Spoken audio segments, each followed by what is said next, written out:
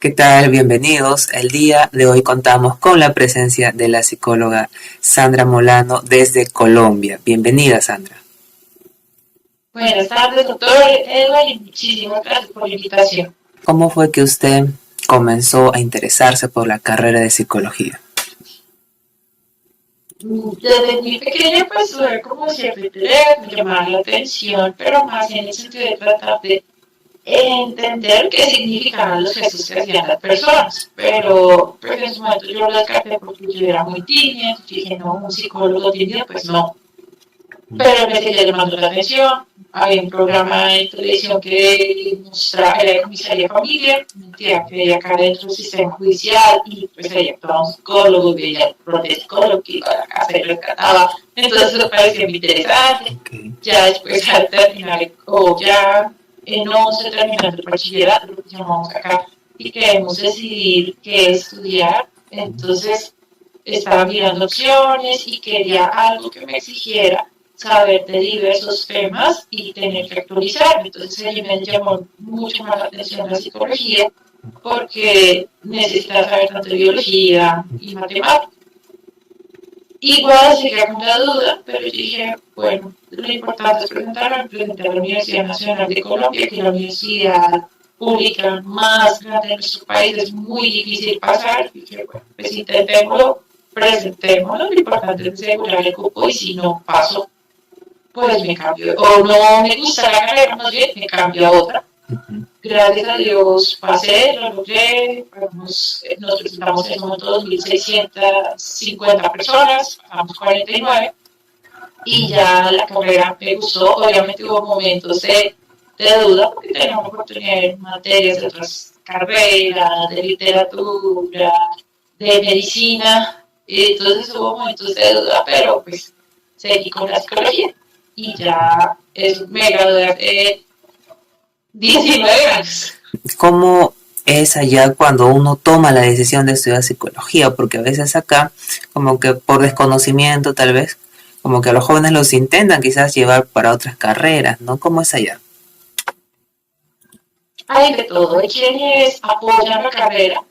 Por ejemplo, puedo compartir una experiencia personal, como la de mis amigos, colegas, quienes apoyan y dicen, uy, qué chévere, qué interesante, poder ayudar a las personas que muchas veces se centran en eso, en ayudar, pero a veces está el imaginario que supuestamente uno no ve matemáticas.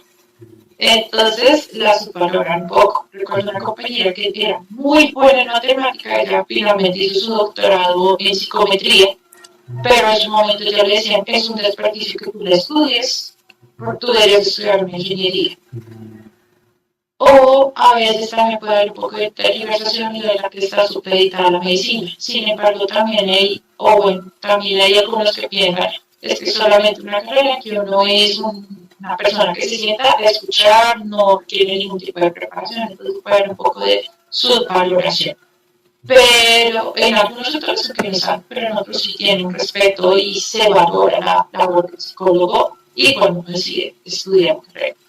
¿Alguna recomendación, algún consejo que le puedas brindar a un joven tal vez que nos está viendo y que está justo en ese momento evaluando si estudiar la carrera de psicología? Pensaría que primero es entender qué imagen tiene la psicología y qué tan real es esa imagen. Porque a veces solo nos podemos quedar en el imaginario o el psicólogo clínico o el psicólogo organizacional. Sin embargo, que es lo apasionante de la psicología que tiene muchísimos campos. Entonces sería explorar los diferentes campos y aplicaciones que pueda tener dependiendo de nuestros intereses. También tener claro que requiere una automotivación constante a estar aprendiendo, a estar explorando, que lo que vamos a ver en el pregrado o la licenciatura, como se denomina en algunos países, va a ser mínimo. Que recuerdo una profesora aquí, Elisa Dulcey, que ella es gerontóloga o es por psicología pediátrica, que decía, no me digas doctora, sino yo soy estudiante de psicología desde hace 54 años. Entonces mantener esa actitud constante de estudiante, estar mejorando, aprendiendo y que a medida que nosotros vamos avanzando nos damos cuenta de que nos falta saber muchísimo más. Entonces, explorar y ver los intereses que a veces puede ser subvalorada, pero requiere también, asimismo, que nosotros aprendamos a disfrutar de esas otras ganancias que puede tener el ver cuando una persona progresa o que si planteas una investigación encontraste algo interesante, tener bastante tolerancia a la frustración también, pero darse la oportunidad de explorar que la psicología en este momento de nuestra historia tiene muchísimo que decir y muchísimo que aportar. ¿Cómo has podido observar tú la salud mental de la sociedad en Colombia? Es una pregunta compleja, como bien sabemos, nuestro país históricamente casi que hemos vivido siempre en violencia desde que nació, violencia de la Cachorroba, toda la parte de independencia, y después cuando acabamos en toda esta parte bipartidista, y que hemos tenido diferentes actores armados. Entonces, por un lado, este es contexto de violencia que deja víctimas desde los diferentes actores armados. Entonces, eso es un elemento otro que bien sabemos, desafortunadamente somos uno de los países más desiguales a nivel de Latinoamérica. Entonces, hay personas que, si bien han mejorado los indicadores de pobreza, pero están en una situación bastante compleja. Entonces, vemos que a nivel de salud mental hay bastante por hacer, falta acceso a servicios de psicoterapia o empezando desde una primera orientación. El mes pasado, perdón, el gobierno lanzó una nueva ley de salud mental, la 2460, que busca dar un enfoque más transectorial, más desde la prevención y la promoción y garantizar derechos, servicios, evitar la estigmatización, porque falta bastante conocimiento. Siguen presentando estos estigmas que suelen también barreras de acceso de es que el que tiene una enfermedad mental es porque es débil, o yo no voy al psiquiatra y no voy a tomar esa medicación porque yo no quiero desarrollar una dependencia, o es que es falta de voluntad. Entonces están esas situaciones, además que desafortunadamente, por ejemplo, aquí las jornadas laborales son muy largas, entonces los muchachos crecen muy solos. Yo trabajo en una universidad y es muy común encontrar muchachos que se sienten esa soledad y hay papás que no están vinculados en el proceso de crianza o puede que estén vinculados pero por su labor no están en casa. Entonces son muchachos que crecen muy solos y están expuestos a situaciones bastante complejas. Nuestras cifras en cuanto a ansiedad y depresión, los promedios son superiores a los promedios a nivel mundial. Entonces es un panorama que es bastante complejo y creo que se han perdido o algunos más bien de los factores protectores que teníamos, que eran, por ejemplo, que éramos una sociedad muy cohesionada más bien. Ahorita desafortunadamente se pierde esa sensación de comunidad y ya cada uno está en su edificio, en su apartamento y no conocemos al vecino, no hablamos mientras que antes estaba, por ejemplo, el apoyo de la red del barrio, de la comunidad, los vecinos. Entonces es una situación compleja y lo que vemos pues inseguridad también en lo económico, son pocas las personas que pueden tener un contrato con todas sus garantías.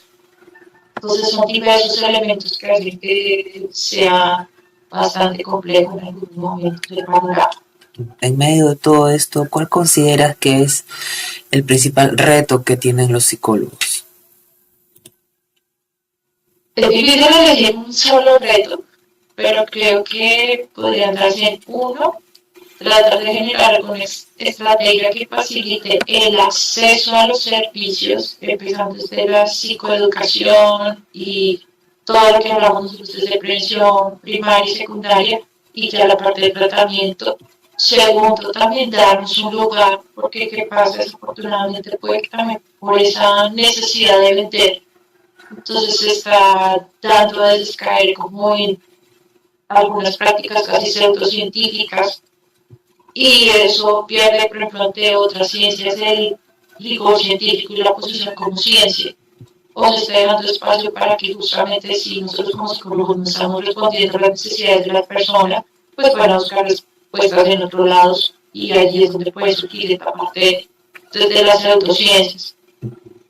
Y el seguir en la psicoeducación, como les decía, desafortunadamente la parte de estigma genera grandes barreras. Entonces, son diferentes retos, por eso decir, no solo no, y bueno, también lo otro sería la formación de nosotros como tanto psicólogos y la profundización como terapeutas y en las diferentes áreas de la psicología. La actualización, porque a veces que pasa, desafortunadamente, en las universidades públicas los horarios pueden ser un poco complejos para quienes trabajan y en las privadas a veces la formación tiene costos bastante altos. Entonces eso limita un poco a que el profesional pueda mantener esta formación continua, pero es necesario que pues, lo que sabíamos y estudiamos en el pregrado, comienzo de siglo, pues ya responde en muchos casos a las necesidades actuales. Hoy nuevos temas, nuevos abordajes que nos pueden ayudar a responder a la cliente. Yo creo que esos son los diversos retos, más que uno solo.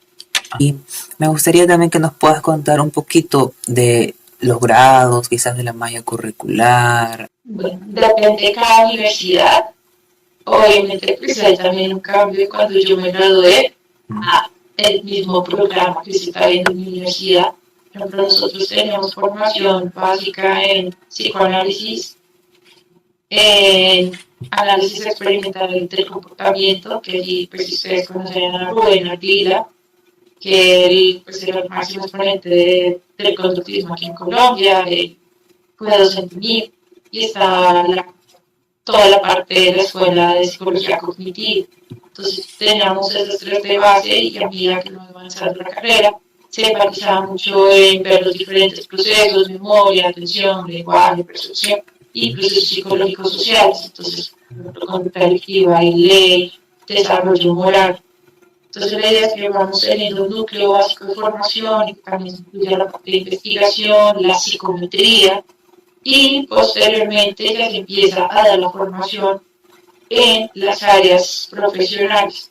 Básicamente la de base es clínica y clínica se apoya con puede ser educativa o se complementa con organizacional, eso ya depende de la universidad. Con la formación clínica es muy riguroso, antes se podía hacer clínica, la práctica clínica fuera de la universidad donde uno estuviera estudiando, ahora se debe hacer si la universidad tiene un consultorio habilitado, un servicio de psicología habilitado, allí o que de alguna forma se pueda garantizar si es externa, que va a haber alguien que va a estar supervisando de manera constante. Por eso se han limitado un poco los espacios para psicología clínica cuando estás en pregrado. Puedes, después del grado, ejerces como psicólogo, depende de las áreas, y pues hay un punto en que si bien no se exige necesariamente tener la especialización o la maestría en clínica para ejercer como psicólogo clínico, sí es deseable que pues, tenga esa realización. Y bueno, también están las diferentes maestrías, especializaciones, maestrías y doctorados en diferentes áreas y diversas universidades. Y pues a partir de 2006 es que se crea el Colegio Colombiano de Psicólogos, que es el que expide la tarjeta profesional, hace vigilancia de los diversos programas, también está el ASCOFAPSI, que es la Asociación Colombiana de Facultades de Psicología, que también es este otro trabajo de estar actualizando y de formación constante, y también después cada profesional se debe inscribir en la Secretaría de Salud correspondiente al municipio, a la ciudad, al departamento que vaya a ejercer para tener esa vigilancia. ¿Con qué población sueles trabajar más? ¿Qué casos son los que ves? Mi experiencia ha sido un poco diversa. Mi práctica profesional la hice en psicología clínica en el Servicio de Atención Psicológica de la Universidad Nacional. Posteriormente estuve trabajando 3 años y medio en comisarías de familia en zonas de Bogotá que eran bastante complejas en cuanto a dinámica, a nivel económico y social. Entonces allí la población pues eran muy jóvenes, pero pues ya con familias, para los hijos, entonces podríamos tener, pues ya teníamos ese niño pequeño de 4 o 5 años hasta adulto mayor, entonces era una población en edad muy amplia. Posteriormente trabajé en un centro de recepción de niños, niñas y adolescentes víctimas de maltrato, abuso o negligencia, o que estuviesen en emergencia social, entonces básicamente era primero trabajo con el niño, pero tanto el comisaría como que era más desde un enfoque jurídico, evaluar para tratar de tomar decisiones y que el comisario de familia o el defensor de familia pudiera tomar decisiones desde lo legal. También allí era, como les digo, básicamente jurídico, casi forense, un enfoque jurídico. Y ya posteriormente estuve un tiempo trabajando en un proyecto de la promoción y promoción en salud mental en la localidad de Bogotá. Entonces, igual allí era de jardines infantiles, líderes comunitarios, adultos mayores. Y ya en los últimos años, más o menos unos 13 años, estaba trabajando con población universitaria básicamente. Entonces, el objetivo, estudiantes universitarios de pregrado, algunos de posgrados, y en los casos que ha sido necesario involucrar a su familia. En la universidad donde trabajo en ese momento, la Universidad Militar Nueva Granada, también nosotros hacemos acompañamiento a los docentes y a los funcionarios de la universidad. Quisiera que me puedas comentar un poquito de esta población universitaria, qué casos se presentan más. Ok, pues básicamente, y responder a lo que señala la epidemiología, la mayoría son situaciones relacionadas con ansiedad y depresión. Factores precipitantes de ello, problemas en relación de pareja, entonces hay una ruptura, o se inconforme con mi relación, o se están dando situaciones de maltrato, disfunción familiar, entonces hay situaciones de negligencia o maltrato de los padres o ausentes, o asociados a dificultades académicas. Desde hace unos años también tenemos una novedad y es que se ha dado por el gobierno una política que se llama la política de gratuidad matrícula cero. Entonces están viniendo muchachos que vienen de otras regiones del país, pero vienen solos. Entonces muchos vienen, por ejemplo, de un municipio pequeño. Recuerdo un estudiante que decía, mi municipio era como de 4 cuadras, 50 decimos otra vez, aunque puede costar más de 3 horas.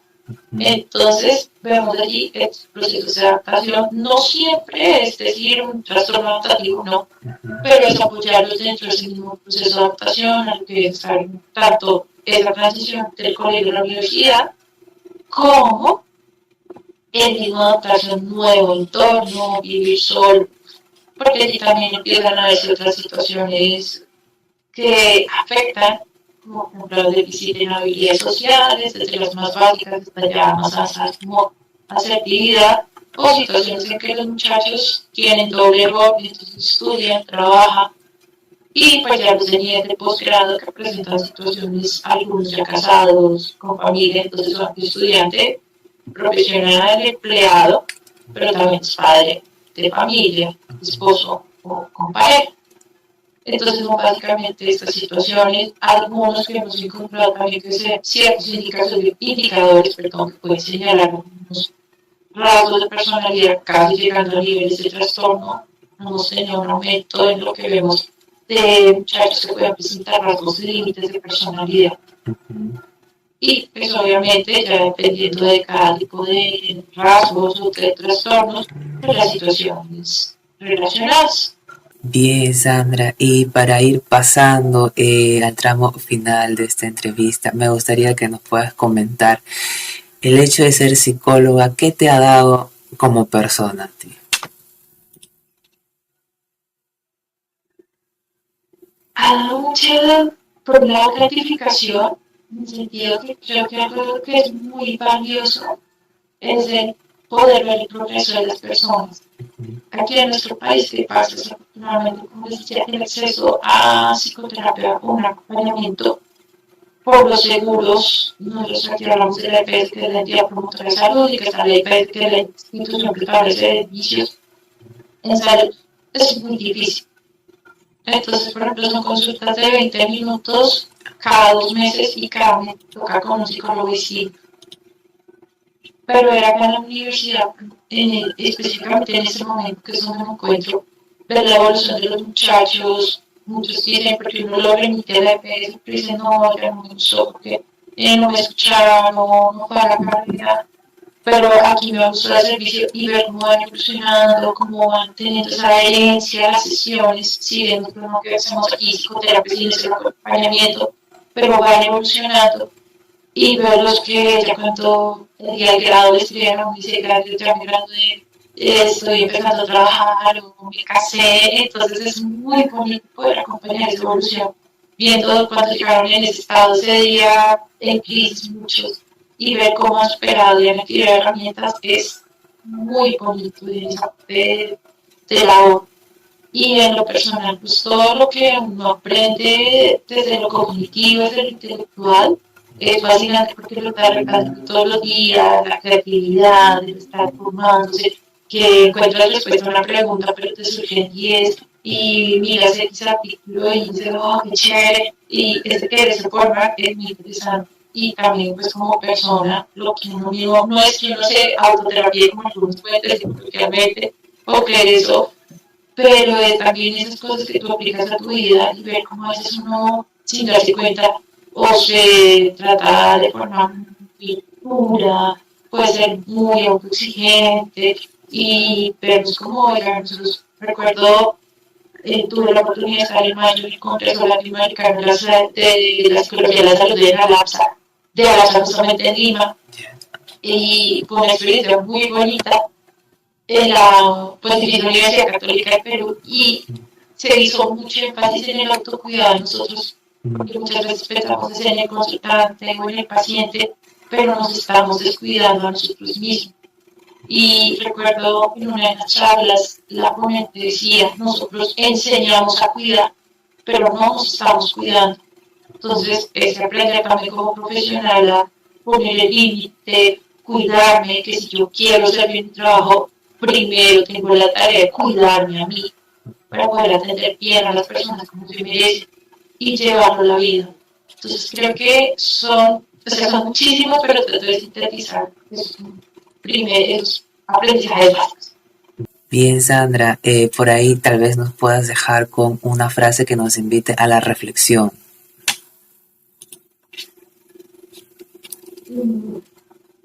Hay una que me gusta mucho que viene del estoicismo y es que el que tú hagas las cosas no garantiza que pasen, pero el que no lo hagas va a hacer que definitivamente no pasen. Entonces yo creo que es ese arriesgarse de las cosas no esperando que porque yo lo hice ya voy a obtener resultado, sino entender que es un proceso, que a veces nosotros podemos esperar que también con nuestra profesión hoy uno va a cambiar el mundo entero, no, pero si al menos uno o ayudó a una persona, escuchó a alguien, ya se hizo muchísimo. Y aprender también a disfrutar de nuestros logros.